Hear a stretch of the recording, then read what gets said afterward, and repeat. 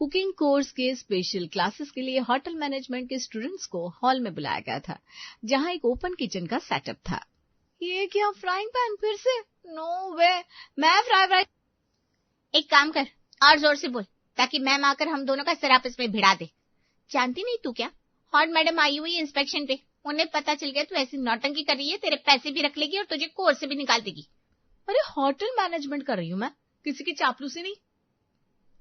Madam की personal assistant थोड़ी ना हूं कि वो जो कुछ कोर्स में इंक्लूड करेंगी मैं करते बैठूंगी।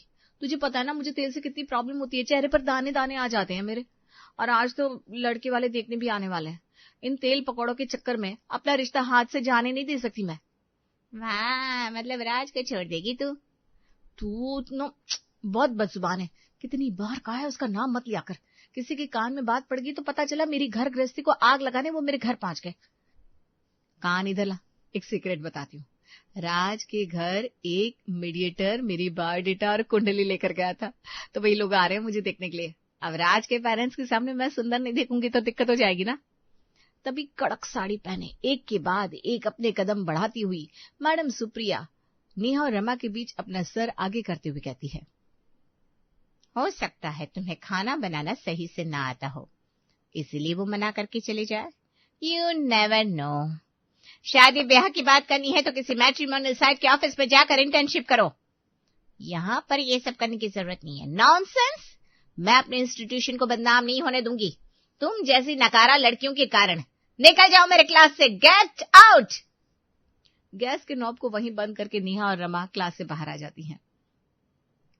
तेरे घर वालों के पास बहुत पैसे हैं बहना, यहाँ नहीं तो वहां वो लोग तुझे सेटल कर देंगे, पर मेरा क्या, मुझे जॉब करनी होगी, मेरे पास और ऑप्शन नहीं है। तेरे पीछे पीछे अब मैं अपनी क्लासेस और मिस नहीं कर सकती। नेहा रमा से हाथ पैर जोड़कर माफी मांगती है और उसके साथ अपने घर लौट आती है। हाँ बेटा, नेहा ठीक ही तो कह रही है। अब तेरी सहेली को लड़के वाले देखने आ रहे हैं, एक दिन तो तू यहाँ रुक ही सकती है। तुझे पता है ना तेरे बिना ये कुछ नहीं कर पाती।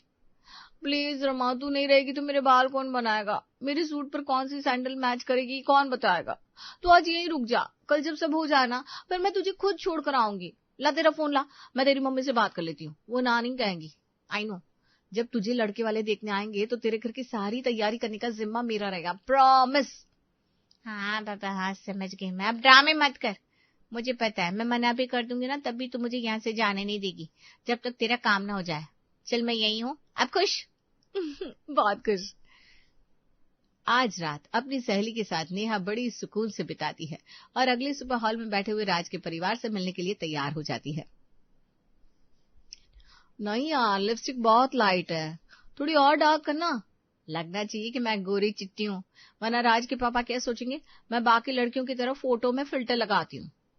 एक काम करती हूँ, तेरे गालों पर भी ना डबल ब्लश लगा देती हूँ, गाल भी लाल लगने चाहिए ना। और ये ग्रे कलर की साड़ी छोड़कर तू ना प्रॉपर रेड कलर की साड़ी पहन ले, फिर हॉल में ही फेरे भी कर लेना।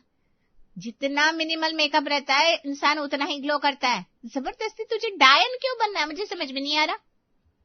और बाहर जिस हिसाब से माहौल है मुझे तो लग रहा है तेरी सास तेरा मुंह धुलवाकर कहीं धूप में तेरा चेहरा देखने की बात ना कह दे। माना चश्मा लगा हुआ है राज की मम्मी को, पर ट्यूबलाइट की रोशनी में भी ठीक देख लेती है वो। तो मुझे छत पर क्यों लेकर जाएगी रमा? अभी तक जो राज की माँ थी अब तेरी सास बनने वाली है, छत पर क्या वो तुझे कहीं भी ले जाएगी। फिलहाल तो हॉल में जा। घबराती हुई नेहा हॉल में जाती है। राज सारी बातों को इस तरह नेहा के फेवर में घुमा देता है जिससे सभी उससे इम्प्रेस हो जाते हैं और पहली ही मीटिंग में बात पक्की हो जाती है। कितना कुछ आता है बेटा तुम्हें, ये सब तो हमें पता ही नहीं था। वो तो मैंने बातों बातों में पूछ लिया पापा, तो हमें पता चला, वरना मुझे नहीं लगता कि नेहा जी हमें ये सब बताती। गुणी लोगों के यही संस्कार होते हैं बेटा। जैसे अभी तक क्या मैंने एक बार भी कहा कि जिन हालातों में मैंने राज को पाल पोस कर इंजीनियर बनाया, कैसे कैसे उनके बिजनेस सेटअप करने में मदद की? नहीं ना, जो काम करते वो कभी अपने मुंह से बोलते ही नहीं। तो रिश्ता पक्का समझू मैं बहन जी? अब क्या आंटी जी लिख कर देंगी? पक्का बाबा पक्का।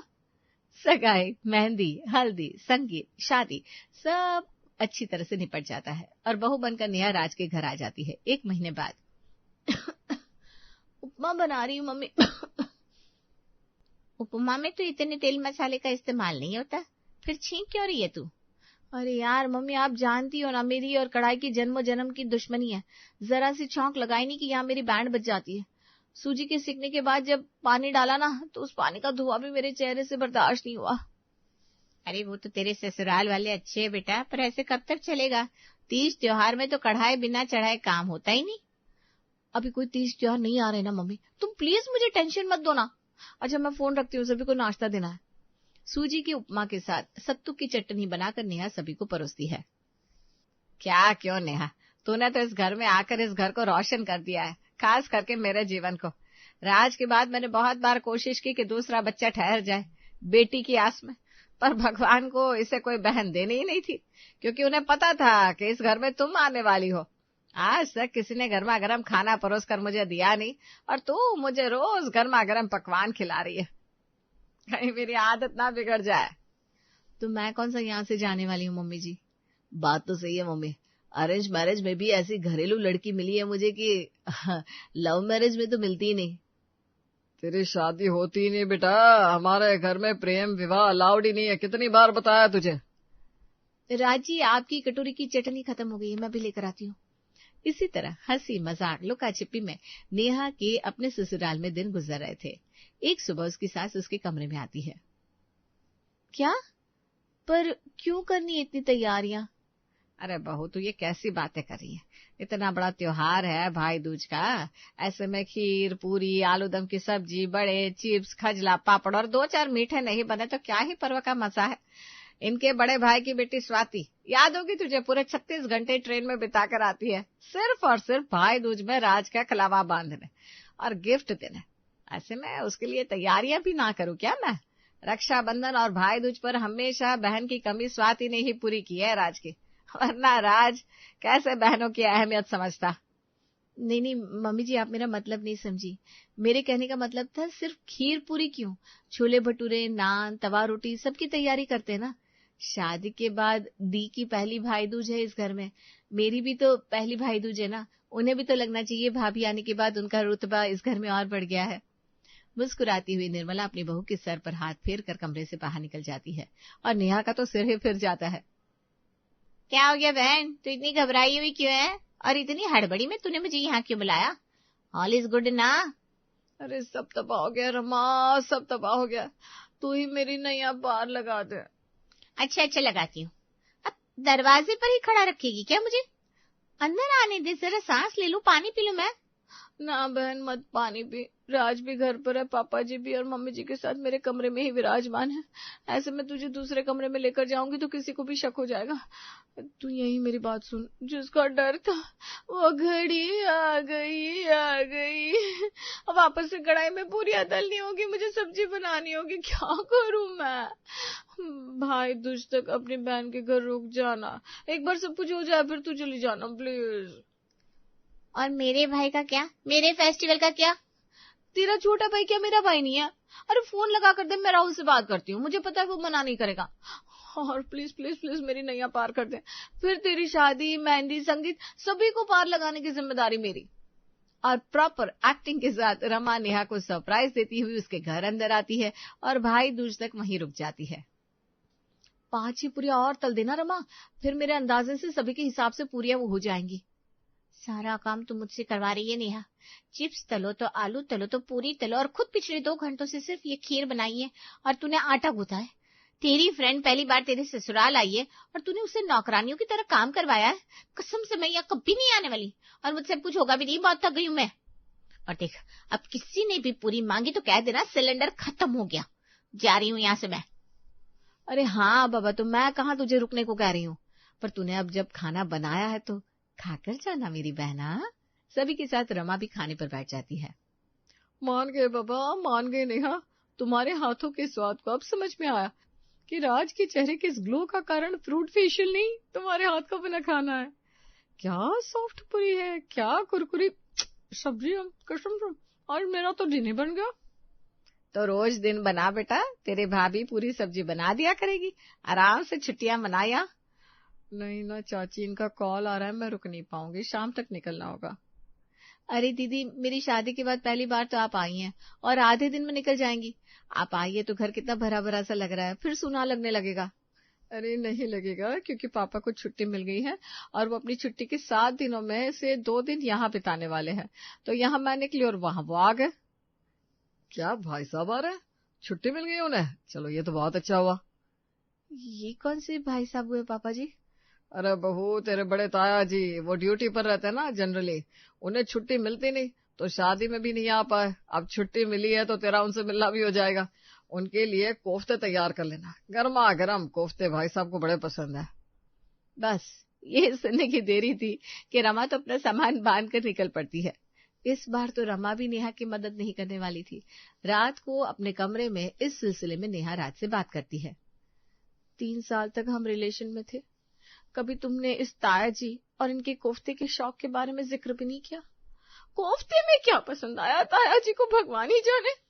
अरे ये क्या बात हुई नेहा, किसी को कुछ भी पसंद हो सकता है। अरे तो मेरे आने के पहले कोफ्ते कौन बनाता होगा? मम्मी जी बनाती होगी ना।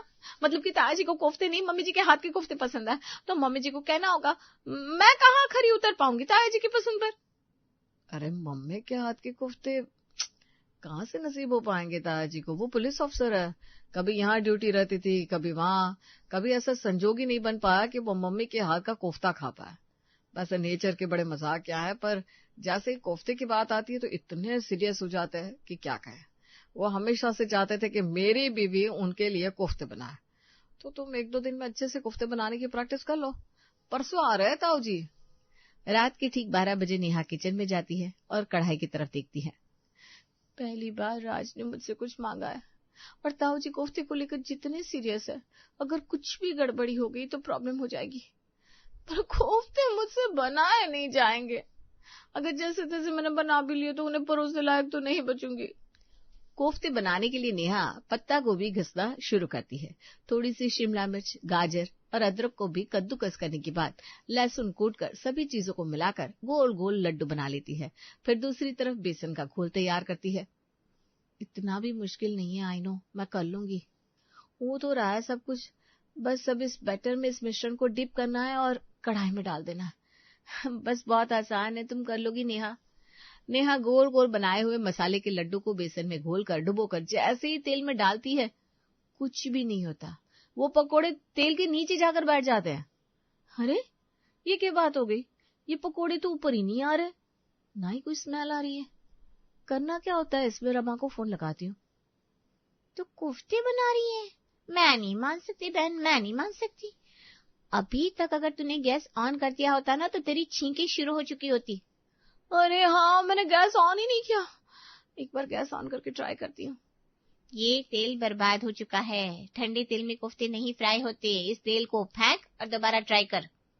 फिर से गोल गोल कोफ्ते के मसाले को नेहा बेसन के बैटर में डालती है और गरम तेल में जैसे ही पहला कोफ्ता जाता है, छींकों की बारिश शुरू हो जाती है। अक्चू, अक्चू, अक्चू।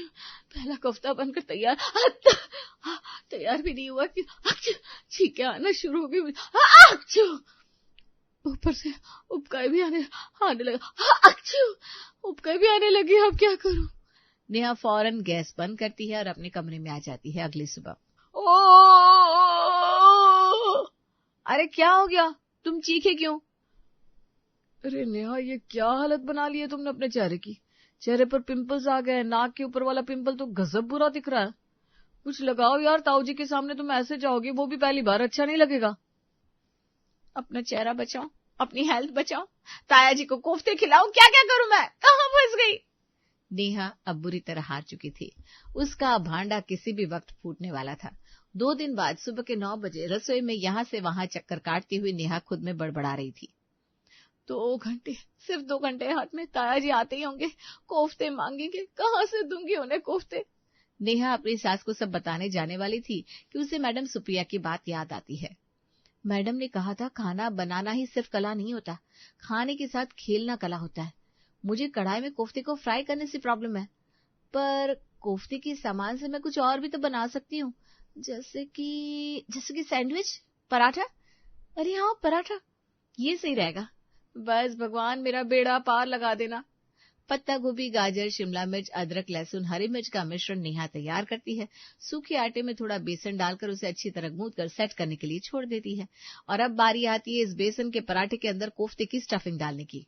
हे भगवान, पराठा फट ना जाए, लाज रखना। पराठा बहुत अच्छी तरह तैयार हो जाता है। धनिया की चटनी और टोमेटो सॉस के साथ डरते डरते नेहा अपने ताया ससुर के सामने उस पराठे को परोसती है। मैं तो कोफ्ते का इंतजार कर रहा था, पर तूने पराठा ला दिया। चल कोई बात नहीं, वैसे भी कितने भी कोफ्ते खा लूं पेट नहीं भरता। मेरा पेट तो इसी पराठे से भरूंगा मैं, उसके बाद कोफ्ते भी खा लूंगा। ताया जी जैसे ही पराठे का पहला कोर अपने मुंह में डालते हैं, उनकी आंखें बड़ी बड़ी हो जाती है। हो गया सत्यानाश। क्या क्या कलाकारी दिखाई है, वाह क्या सही कलाकारी दिखाई है बहू तूने। जीती रह जीती रह। मैं हमेशा से सोचता था कि कोफ्ते को पराठे का रूप दे सकूं ताकि उससे मेरा पेट भी भर जाए और मन भी, पर तेरी ताई सास कभी बना ही नहीं पाई। वो कहती थी ऐसा कुछ बनना संभव नहीं है, पर तूने करके दिखाया। जादू कर दिया इन कोफ्ते के पराठों ने तो। ये रेसिपी लेकर ही जाऊंगा मैं यहाँ से बेटा। आप नाराज नहीं हुए ना ताया जी? हाँ भाई साहब, माँ भी कभी कोफ्ते में 19-20 कर देती थी तो आप आग बबूला हो जाते थे। अरे महेश, तब मैं भी जवान था, खौलता खून था, कभी भी कुछ भी बोल देता था। पर तू ही बता, पराठे से अच्छा कुछ हो सकता है क्या? और अगर पराठा आपको आपकी पसंदीदा खाने का स्वाद का मिल जाए फिर क्या चाहिए। नेहा के ताया ससुर खुश होकर अपनी जेब से 21,000 रुपए निकाल कर नेहा के हाथों में रख देते हैं। नेहा की खुशी का ठिकाना नहीं रहता, वो टेंशन फ्री हो जाती है।